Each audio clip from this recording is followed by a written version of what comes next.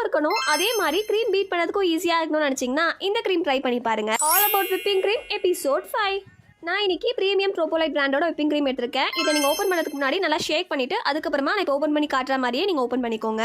இந்த பிராண்டோட விப்பிங் க்ரீம்னு கிடையாது, நீங்கள் எந்த பிராண்டோட விப்பிங் க்ரீம் யூஸ் பண்ணீங்கனாலுமே இதே ப்ரொசீஜர் யூஸ் பண்ணி நீங்கள் ஓப்பன் பண்ணிக்கலாம். பட் கண்டிப்பாக ஷேக் பண்ணிட்டு அதுக்கப்புறமா ஓப்பன் பண்ணுங்க. நீங்கள் நாளைக்கு யூஸ் பண்ண போறீங்க அப்படின்னா இன்னைக்கு நைட்டே ஃப்ரீசர்ல இருந்து ஃப்ரிட்ஜுக்கு பார்த்தீங்கன்னா ட்ரான்ஸ்ஃபர் பண்ணி வச்சுக்கோங்க.